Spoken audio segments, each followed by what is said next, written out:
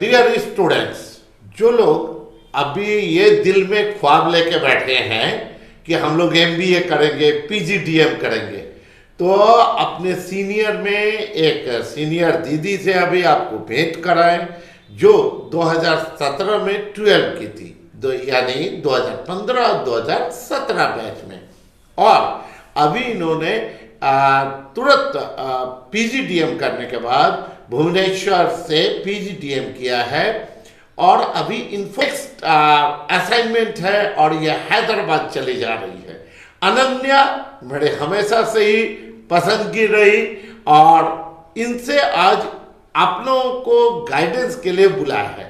एक मेरे दूसरे साथ है, ये चेहरा आपको बहुत बार आपने देखा होगा, प्रशांत, जो एक एस्टैब्लिश्ड यूट्यूबर है और इनकी अभी एक वेबसाइट है क्लिक टुडे, जो 11th ऑनवर्ड से लेकर ग्रेजुएशन तक के स्टूडेंट्स को गाइड करते हैं। तो आज दोनों ही लोग हम लोग इसलिए बैठे हैं जिससे ये जानकारी हो सके एमबीए, पीजीडीएम, स्कोप, कॉमर्स। तो अनन्या स्वागत है, प्रशांत स्वागत है। कुछ अपने विषय में बताइए बच्चों को। सब तो आप भी ये मुजफ्फरपुर की है, पहले ये बता दें। हाय, मेरा पूरा नाम अनन्या कौशिक है और हम भी यहीं मुजफ्फरपुर के ही हैं। और मेरे बारे में हम ये बताना चाहेंगे कि मेरा ग्रेजुएशन हम कैलकाटा यूनिवर्सिटी से किए, BCom accounting and finance honours. और उसके बाद 1 साल का गैप था मेरा because of Covid and all. उसके बाद 2021 में हम एडमिशन लिए पीजीडीएम आईएमआई इंटरनेशनल भुवनेश्वर से। तो वहाँ पीजीडीएम था और वहाँ मेरा काफ़ी अच्छा एक्सपीरियंस रहा मेरा 2 साल। तो यही, और अभी फ़िलहाल मेरा इन्फोसिस में जॉब हुआ है। आईटी एनालिटिक्स मेरा जॉब बैकग्राउंड है और मेरा जॉब प्रोफाइल एसोसिएट कंसल्टेंट का है। अच्छा, ये कोलकाता यूनिवर्सिटी से बोली, मुझे ये साथ में जोड़ना चाहिए, one of the top college of Calcutta university, नाम बताइए। श्री शिक्षायतन कॉलेज, ये मेरा कॉलेज था जो कि वहाँ का काफ़ी अच्छा, काफ़ी नामी कॉलेज है ना। अभी ये मतलब प्राइवेट यूनिवर्सिटी हो गया है, उस समय तक ये नहीं था। हाँ, नहीं, यस, उस समय तक नहीं था। और अभी भी हम बोले कि Shikshayatan one of the best quality. Girls के लिए एक्सक्लूसिवली, इससे दूसरा कोई बेहतर कोलकाता यूनिवर्सिटी में गर्ल्स के लिए है ही नहीं। ये लोग सब मार्क्स बेसिस पे गया होगा। यस। आप कुछ पूछना चाहते हैं Prashant? So first of all hi all of you. और मैं अनन्या जी से ये पूछना चाहूँगा कि आपने जब एमबीए के लिए सोचा तो आपके मन में मतलब क्या क्या पहले थॉट्स आए जो कि एक नॉर्मल ग्रेजुएट स्टूडेंट को आता है, या कोई भी पहली बार सोचता है कि हमें एमबीए करना है तो अच्छे कॉलेज से करना चाहिए, और उसके लिए जब आपने सोचा था तो आपके मन में क्या क्या ख्याल आए थे? फर्स्ट ऑफ ऑल कि जब एमबीए के लिए मेरे दिमाग में ये चल रहा था कि हाँ हमको एमबीए करना है, तो ये था कि उससे पहले मेरे माँ बाप चाहते थे कि हम एक प्रोफेसर बने, एक लेक्चरर बने, क्योंकि वो बीइंग अ गर्ल मेरे लिए वो ज़्यादा कन्वीनियंट जॉब होगा। बट मेरे दिमाग में कुछ और ही चल रहा था क्योंकि हम उस चीज़ से कन्विंस्ड नहीं थे। उसके बाद हम एमबीए इसीलिए सोचे क्योंकि हम कॉरपोरेट वर्ल्ड को एक्सप्लोर करना चाहते थे, and that also not just in India, and I just wanted to go global. I just now also I don't want to stick just in India. I just want to explore other countries as well. So I think that was the best thing that I could do, that I can explore other countries also, that how they are working, how their corporate world is working. तो ये एक मेरे दिमाग में बहुत बड़ा चीज़ था कि हाँ ये करना है। और दूसरी बात ये कि MBA बहुत एक्सपोजर देता है एक पर्सनालिटी डेवलपमेंट में, या फिर किसी भी चीज़ के लिए वो बहुत मतलब पर्सनालिटी स्ट्रॉन्ग बनाता है, किसी से भी बात करने की क्षमता बढ़ जाती है कि हाँ कोई हिचकिचाहट नहीं रहती है। तो ये अच्छा, एक चीज़ जरूर बताएं, इनकी इच्छा थी ग्लोबल जाने का। प्राइवेसी के कारण हम लोग कंपनी का नाम नहीं ले सकते हैं, पर ये एक इंडियन मल्टीनेशनल कंपनी है ना।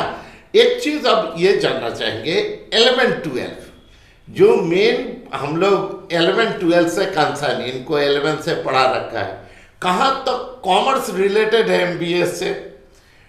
आ, और मतलब मुजफ्फरपुर के स्टूडेंट्स एमबीए करने के लिए जा रहे हैं, यहाँ तो हम लोग सब कोई चले चलते हैं, अरे भाई सीए करो, नहीं, ऐसा कोई जरूरी नहीं है। शी हैज गॉट सक्सेस, उनकी कोई मैथ नहीं थी, कोई जरूरी भी नहीं है, है? Yes. तो कुछ बताओ बच्चों को, जूनियर्स को। फर्स्ट ऑफ ऑल अगर अभी आप 11th-12th में हैं तो सबसे ज़्यादा इम्पोर्टेंट 11th-12th ही है. You'll have to make your 11th-12th is like better in such a way that it will not create problem for you whether you are in graduation or in post graduation. Because अगर BCom भी कर रहे हैं तो उसमें भी 11th-12th के मतलब फर्स्ट ईयर में तो रहते ही हैं, जितने भी सिलेबस 12th के रहते हैं वो रहते ही हैं.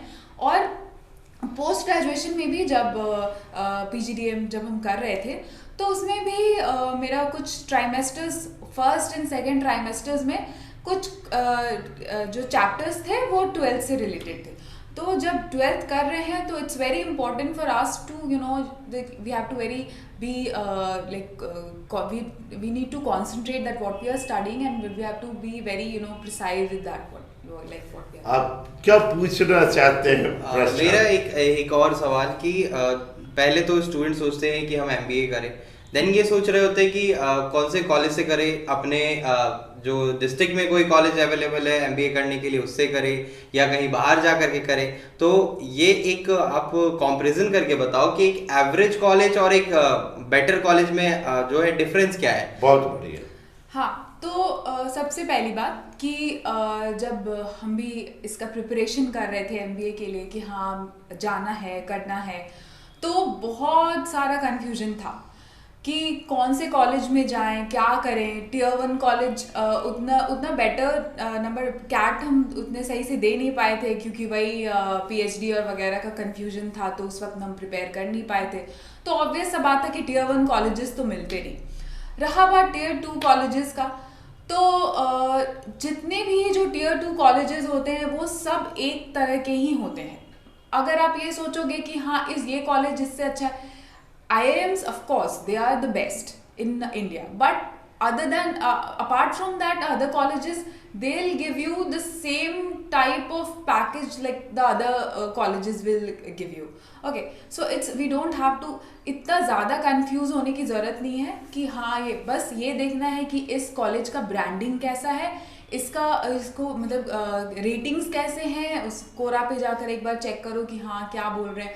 ऑल्दो कभी कभी कोरा के भी रेटिंग्स जो होते हैं वो फेक होते हैं, वो कॉलेज की तरफ से ही वो डाल दिया जाता है ब्रांडिंग के. लेकिन जैसे हम अभी मुजफ्फरपुर में हैं और हमारे मुजफ्फरपुर में ऐसा कॉलेज है जो कि MBA करवाता है, तो वो मैं मतलब मेरा तो सजेशन यही रहेगा कि वो बहुत कम चीज़ में ही सिमट जाता है. अगर आप बाहर जा रहे हो, आप बाहर से कर रहे हो तो आपको बहुत सारा एक्सपोजर मिलेगा. तो ऑफ कोर्स हम ये सजेस्ट करेंगे कि बाहर जाओ, एक अच्छे कॉलेज को थोड़ा एक्सप्लोर करो. एडमिशन कैसे मिला था भुवनेश्वर? हाँ, तो मेरा एडमिशन CMAT के मार्क्स के थ्रू हुआ था. उसमें मेरा मार्क्स अच्छे थे तो वहाँ मुझे पहले वो शॉर्टलिस्ट किए नंबर्स के बेसिस पे. 11th-12th के नंबर्स पे भी शॉर्टलिस्ट होते हैं बच्चे. उसके बाद एक प्रॉपर इंटरव्यू होता है, एकदम प्रोफेशनल टाइप का इंटरव्यू होता है. वो आपसे 11th-12th से रिलेटेड क्वेश्चंस पूछेंगे. आप BCom से रिलेटेड भी पूछे थे उन्होंने मेरे से क्वेश्चंस, उससे भी रिलेटेड पूछे थे. और फिर मैथ्स से भी रिलेटेड क्वेश्चन थे. तो ये बिल्कुल कहा ही नहीं जा सकता है कि हाँ कैसे क्वेश्चन है. इट्स मतलब वो पूरा ऑन द स्पॉट जो आपको मिलेगा. How you handle it that is the main thing, and also the most important thing for doing MBA is your English, your communication skill.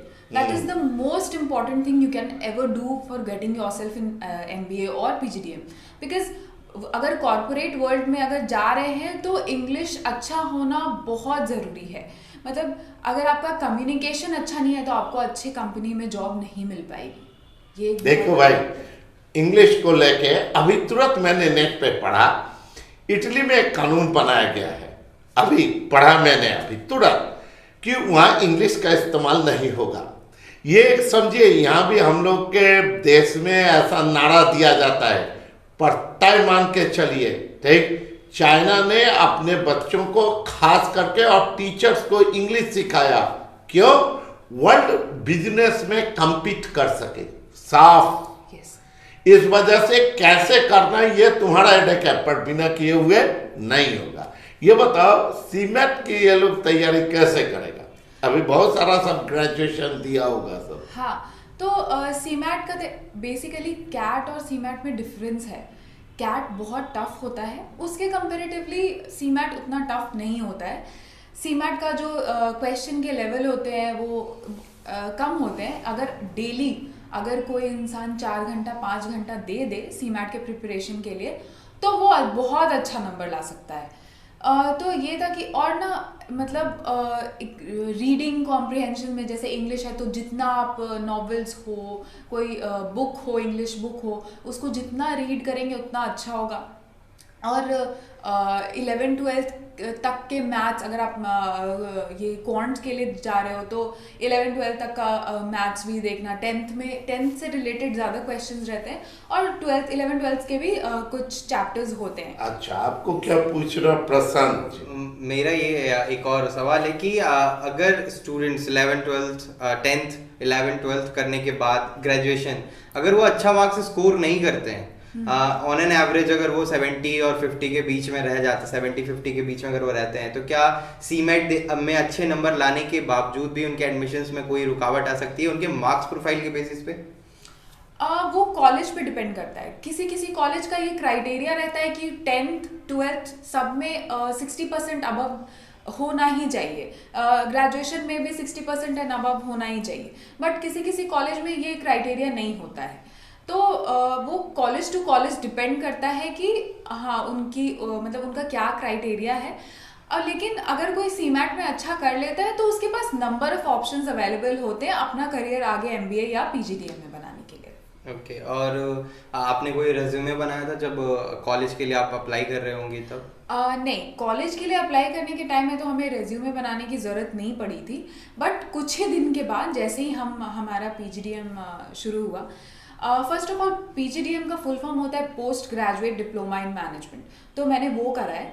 और जब हम लोग गए और जैसे ही स्टार्ट हुआ तो हमें सीवी बनाना था। क्योंकि हमारे समर इंटर्नशिप के लिए कंपनीज आने वाले थे, तो उसमें हमारा सीवीज जाना था।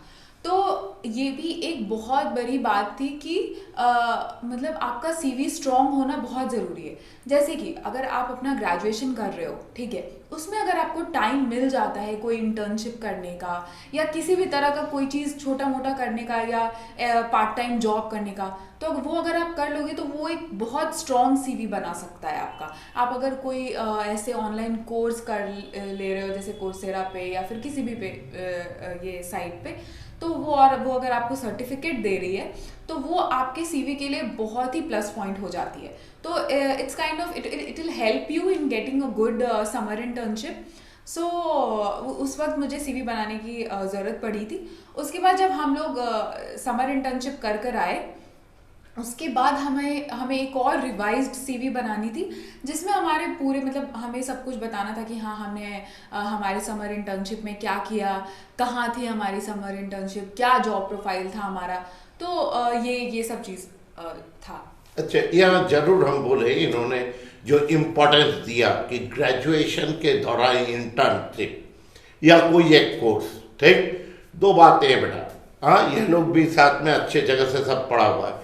अगर अच्छे कॉलेज में जाएंगे तो जाहिर सी बात है इंटर्नशिप का मौका अपने आप मिलेगा। हाँ। अगर ऐसा नहीं हो सका है, ठीक है, तो आप मेरे व्हाट्सएप पे कांटेक्ट करेंगे या कमेंट बॉक्स में जाके कमेंट करेंगे तो हम आपको जानकारी दे पाएंगे कि क्या करना उचित होगा। हाँ प्रशांत, अगर आप अगला क्या पूछना चाहते हैं? नेक्स्ट क्वेश्चन ये है कि अगर आपका सिलेक्शन हो जाता है देन हमने सीमेट की बात करी और हमने कैट की बात करी, तो स्टूडेंट्स कहीं ना कहीं कंफ्यूज होते हैं, उन्हें ये नहीं पता होता एक्चुअली कि एमबीए और पीजीडीएम में जो डिफरेंस है वो क्या है। तो आप एक बार एक्चुअल डिफरेंस बताओ एमबीए और ये पीजीडीएम के बीच का। हाँ, तो फर्स्ट ऑफ ऑल कि एमबीए और पीजीडीएम का जो डिग्री होता है वो तो इक्विवेलेंट होता है, ठीक है, बट जितना MBA is full of theories, ठीक है, बहुत कुछ है उसमें थियरीज, लेकिन जो पीजीडीएम है वो फुली प्रैक्टिकल है, उसमें बहुत कुछ सीखने को मिलता है, बहुत स्कोप होते हैं। जैसे इंटरनेशनल मैनेजमेंट इंस्टीट्यूट में वहाँ से हम अपना पीजीडीएम किए, तो एक चीज़ मैं मानती हूँ कि बहुत ही अच्छा वहाँ का कोर्स करिकुलम था, स्पेशलाइजेशन था वो। मार्केटिंग मेजर था मेरा और माइनर एनालिटिक्स और फिनेंस था।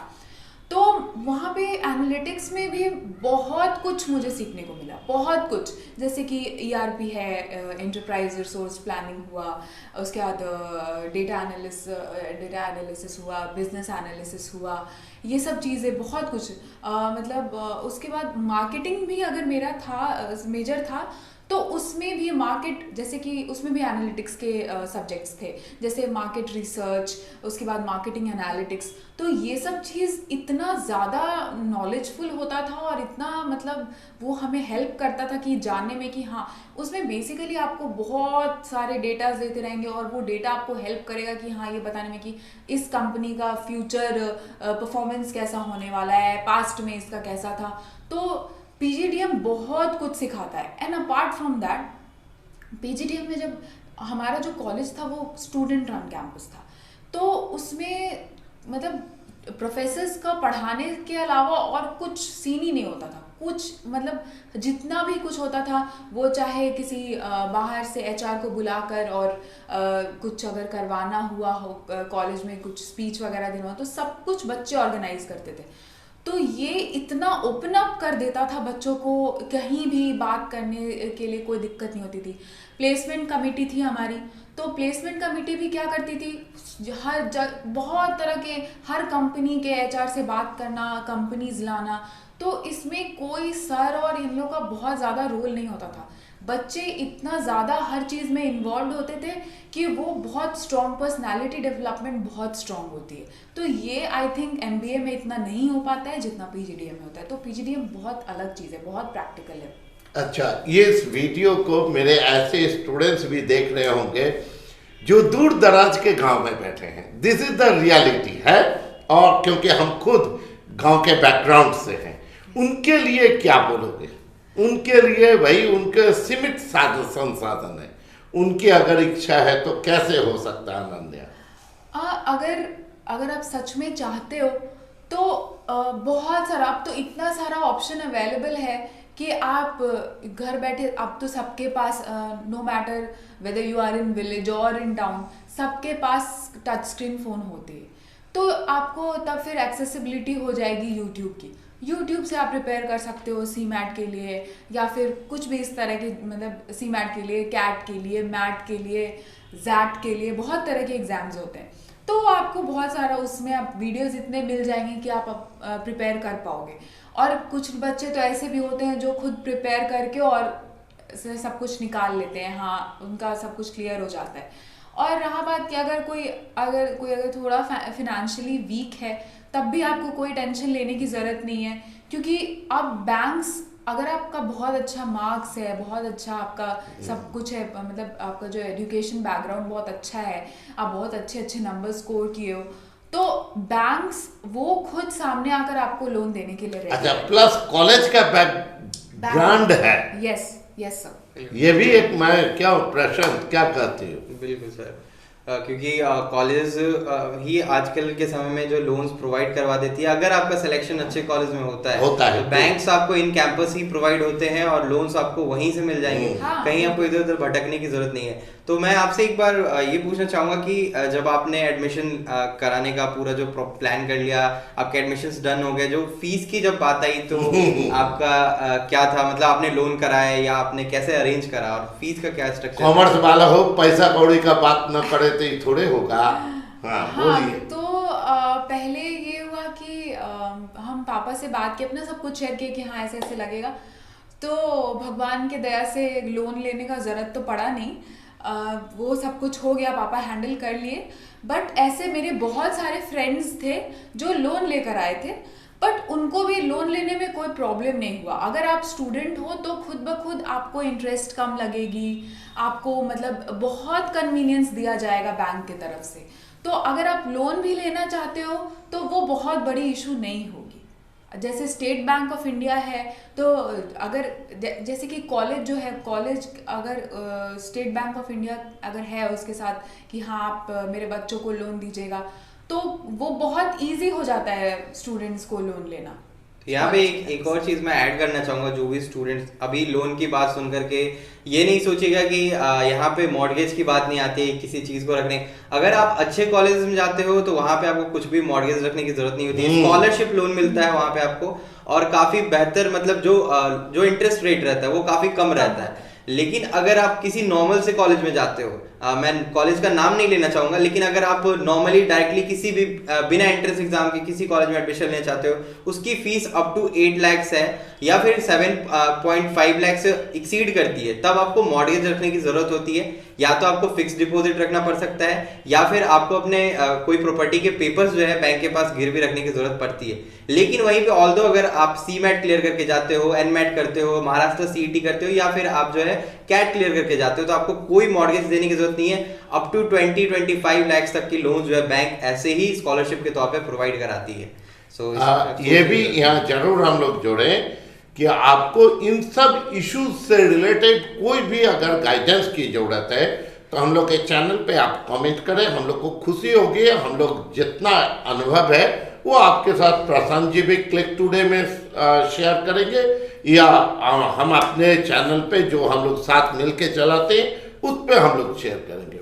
अब ये बताओ, छोटे शहर से हम लोग हैं, वहां जाकर क्या अनुभव रहा?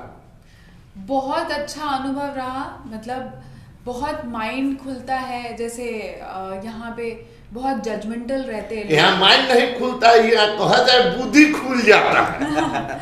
यस बुद्धि खोल देता है। हाँ यस सर। तो बहुत मतलब पर्सनालिटी डेवलपमेंट तो बहुत होती है, और फिर अलग अलग जगह से बच्चे आते हैं, तो ये कभी नहीं फील करना है कि हाँ हम छोटे शहर से हैं तो हम नहीं कर सकते हैं, या फिर हम इस चीज़ को, हाँ अगर आप पीजीडीएम करने जा रहे हो तो बहुत हेक्टिक होता है वो एक टाइम पे, मतलब ऐसा लगेगा कि अब ये कैसे होगा। मतलब मेरे कुछ टाइम ऐसे भी रहे एग्जाम से पहले के एग्जाम के लिए पढ़ने के लिए टाइम ही नहीं मिला, इतने प्रोजेक्ट्स और इतने असाइनमेंट्स होते थे, और ना सोने के लिए टाइम मिलता था, सुबह 5-6 बज जाते थे। और लेकिन वो उस चीज़ को लेकर इतने यूज टू हो गए थे कि जो नहीं भी बच्चा पढ़ना चाहेगा उसको पढ़ना पड़ेगा, ऐसा सिचुएशन होता था। तो बहुत बाहर जाने पे बहुत कुछ, मतलब एक इंडिपेंडेंट होना, अपने आप को कैसे मतलब अपने पर्सनालिटी को अच्छा बनाना है, अपने मतलब किस तरह से, हर तरह से ग्रोथ जो एक होता है इंसान का वो ज़रूर होता है। तो बाहर जाना अगर आप सक्षम हैं तो मैं जरूर ये सजेस्ट करूंगा। देखिए, दिल में तमन्ना कीजिए तो होगा, नहीं तो नहीं होगा, एकदम साफ है ना। चलिए बढ़िया, आपको अगला और कुछ जानकारी last but not the least, एक लास्ट क्वेश्चन। जो व्यूअर्स देख रहे हैं कि अभी दी को जो जॉब लगा है, आप लोग ये सोच रहे हैं कि इनकी पैकेजेस क्या हो सकती है, तो आप एक ऑल्दो ओवरव्यू दे दो पैकेजेस के ऊपर, रफ एक आइडिया दे सकते हैं। हम लोग वैसे नहीं पूछ रहे हैं ना, पैसों छीन लेंगे। Yes sir. तो बेसिकली मेरा अभी आईटी एनालिटिक्स में जॉब लगा है। तो एनालिटिक्स, रुकिए, एनालिटिक्स के अगले 10 साल तक डंका बजेगा। Yes sir. है? Yes sir. हाँ, आईटी एनालिटिक्स। Yes sir. तो एनालिटिक्स एक ऐसा है अभी प्रोफाइल पीजीडीएम में या फिर एमबीए में जिसमें बहुत ग्रोथ है और बहुत अच्छा ग्रोथ है। मतलब उसमें अगर आप जैसे डेटा एनालिस्ट हो आप, और उसमें अगर आप बिग डेटा से और भी उसमें आप कर लेते हो, वो कोर्स अगर आप कर लेते हो तो आप बहुत अच्छे पैकेज पे प्लेस हो सकते हो, बहुत अच्छा ईयरली आप अर्न कर सकते हो। तो एनालिटिक्स अभी बहुत ही अच्छा, बहुत बूम पे है, और वो बहुत अगर आप थोड़ा मेहनत तो लगता है कंपैरेटिवली, मार्केटिंग और ये सब के ऑपरेशंस, एचआर, ये सब के कंपैरेटिवली थोड़ा ज़्यादा मेहनत लगता है एनालिटिक्स में, but at the same time बहुत बेनिफिशियल होता है, बहुत ही वास्ट होता है, बहुत अपॉर्चुनिटीज़ होते हैं। अभी मार्केट में बहुत अपॉर्चुनिटीज़ है। अच्छा, तो ये बोले कि बड़ा मेहनत लगता है, करेगा का लोग कंप्यूटर पर बैठ के दिन रात 12 घंटा कंप्यूटर का गेम तो नहीं कहेंगे उसको, डाटा से खेलना। यस बिल्कुल। This is the basic job. Data के साथ आपको क्या होगा, दिल लगाना होगा। और अगर आप एनालिटिक्स में आगे बढ़ना चाहते हो, उसमें स्पेशलाइजेशन करना चाहते हो, तो मैं ये सजेशन दूंगी कि स्टैटिस्टिक्स बहुत अच्छा होना चाहिए, बहुत अच्छा होना चाहिए, क्योंकि उसमें हर कुछ स्टैटिस्टिक्स से ही रिलेटेड है। आप जो भी जो फॉरकास्ट करोगे, जो कमिंग ईयर्स का फॉरकास्ट रहेगा, अनलेस एंड अनटिल स्टैटिस्टिक्स अच्छे से नहीं आता है, वो नहीं समझ में आ पाएगा कि वो एग्जैक्टली कहना क्या चाहता है। अच्छा, हम लोग उम्मीद करेंगे आगे भी अनन्या और प्रशांत का गाइडेंस हम लोग को साथ साथ में मिलता रहेगा। जब ये ऑन जॉब हो लेगी और एक्सपीरियंस इनके पास अच्छे खासे हो जाएंगे, तब हम फिर से एक सेशन लाने की कोशिश करेंगे। जरूर जरूर, अगले साल हम लोग फिर एक इनका नए अचीवमेंट के साथ ये होंगे हम लोग के साथ, है ना।